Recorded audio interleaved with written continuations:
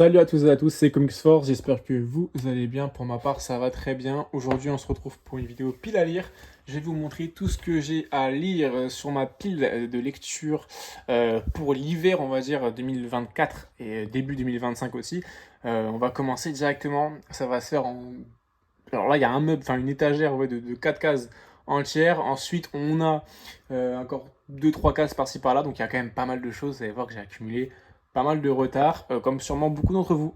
N'hésitez pas à me dire, vous êtes à combien de comics dans votre pile à lire à peu près, pour que je me déculpabilise un petit peu, que je me sente un peu moins seul, même si je sais que je suis pas le seul. Voilà, ça fait toujours plaisir de voir des gens qui ont plus que nous. Voilà, donc on commence avec de l'omnibus qui est pas rapide à lire, hein.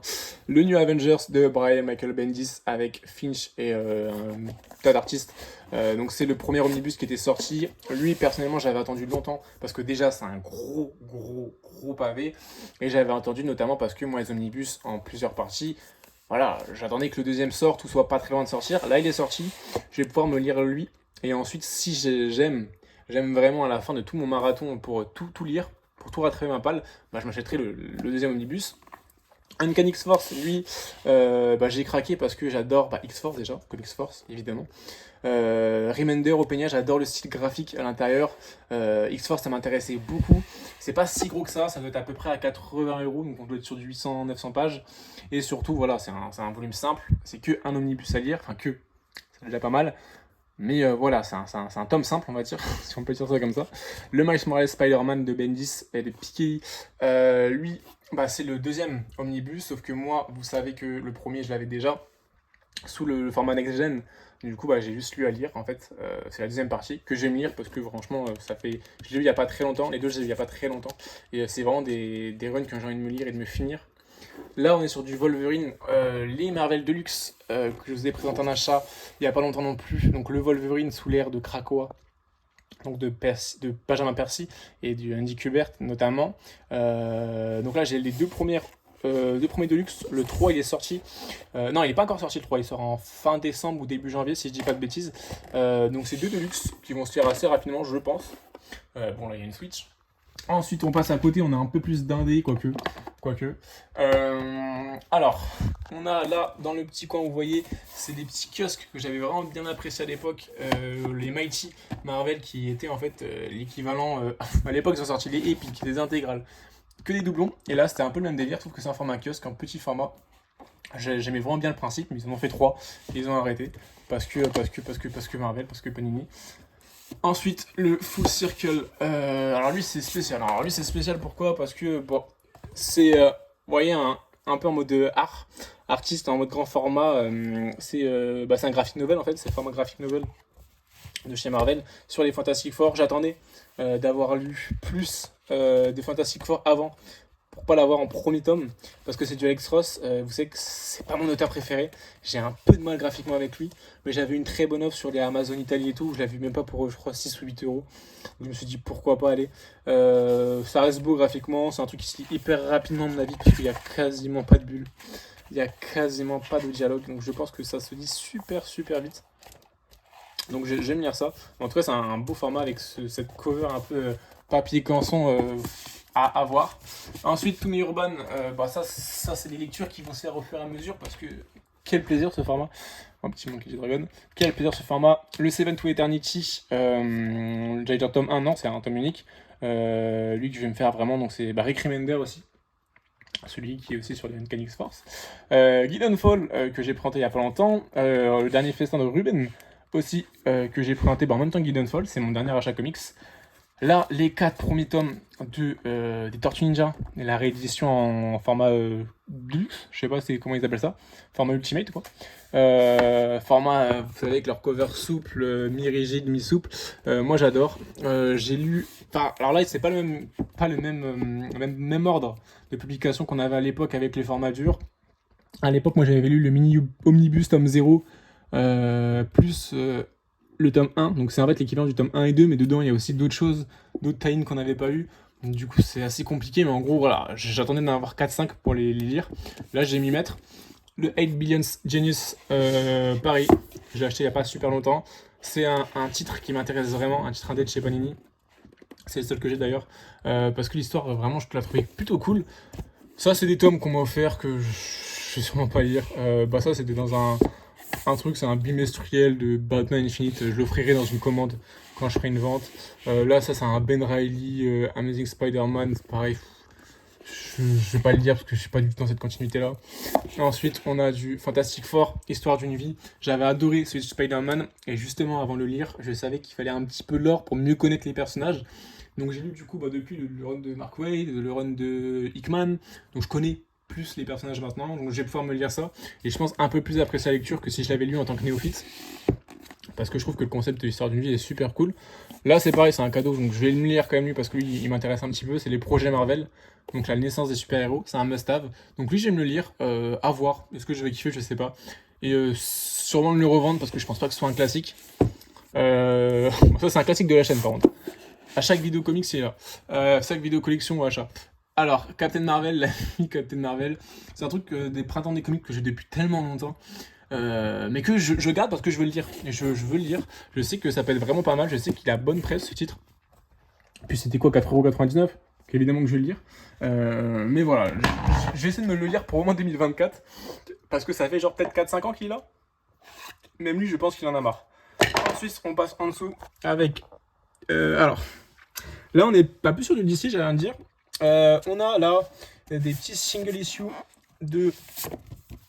En VO du coup, des One Bad Day, donc j'en ai 4, c'est en VO du coup, je vais me les lire assez simple, c'est des tomes simples, tomes uniques, donc les One Bad Day c'est le jour où ça a dérapé pour ces vilains de l'univers Marvel, enfin de DC du coup, on découvre comment, c'est super intéressant comme concept, j'adore, à chaque fois il y a une équipe créative différente, là c'est Willow Wilson et McKelvey. J'ai aussi pour Mr. Freeze, alors celui-là vraiment j'attends vraiment avec impatience, j'ai Bane et j'ai, je crois c'est le Mystère, un truc comme ça, je sais plus c'est qui j'ai. Non c'est le Riddler, Ensuite on a du Geiger, enfin non, avant il y a quoi? Avant il y a autre chose, avant il y a le Punisher en VO de Jason Aaron, enfin le dernier en date de Jason Aaron. J'ai les 2 premiers TPB, j'essaye de bien filmer mais c'est compliqué en même temps. J'ai les 2 premiers TPB que je vais me lire, donc l'histoire elle est complète, il n'y a que les 2 premiers, donc c'est plutôt cool. Curse of the White Knight, celui-là j'avais essayé de le lire, j'ai décroché hyper rapidement. Ouais, le premier me suffisait largement. Geiger, je l'ai eu, j'ai adoré, donc il n'est pas vraiment un pile à lire. J'ai adoré en VO mais je me suis acheté un VF aussi parce qu'il y a un truc en plus dedans, et aussi parce que je sais que je vais continuer tout l'univers de Unnamed Geiger, l'univers du label de Geoff Jones et de Gary Frank. Donc forcément, je me suis dit, je vais l'acheter en VF, comme ça le reste, j'achèterai tout en VF, et j'aurai un truc un peu plus unifié dans ma collection. Ensuite, j'ai les Down-Off, donc là, il y a plein de choses. Donc les Down-Off, donc j'ai ceux de Superman, que j'ai pas lu parce que voilà, j'attends. Là, j'ai tout cumulé. Il y en a encore qui vont sortir, mais là, j'ai tout fait d'un coup. Down-Off Superman, j'ai le tome 1 et le tome 2, donc c'est ces sortes de grands fourre-tout, non, il y a plusieurs, en fait, dans cette édition, dans un tome librairie, il y a plusieurs histoires différentes de l'univers du coup de Superman. Donc c'est les Dawn of Superman. Ensuite on a Justice League, ça c'est le début, l'event du début en fait, qu'il y a pour pas introduire, mais qui est un peu l'event du début de l'univers Dawn of. Donc c'est Night Terror. C'est Joshua Williamson qui chapeaute un petit peu tout. Ensuite on a Dawn of Titans. Lui qui est un peu les Avengers en fait, enfin les Avengers c'est Justice League, ceux qui remplacent la Justice League, notamment avec Nightwing qui est un peu au centre de ce Dawn of. Donc Dawn of Titans, donc il me semble que c'est Tom Taylor. Ensuite on a Dawn of Titans 2 qui lui est une putain de brique, c'est vraiment un pavé. Dawn of Titan 2. Ensuite on a Dawn of Shazam, lui qui m'intrigue vraiment beaucoup parce que je connais pas trop Shazam, c'est Mark Waid en plus, donc c'est à prendre à laisser. Ensuite on a du Nightwing c'est le tome 5. J'adore cette série, j'ai eu les 4 premiers tomes, lui je l'ai reçu il y a pas longtemps, le 5e.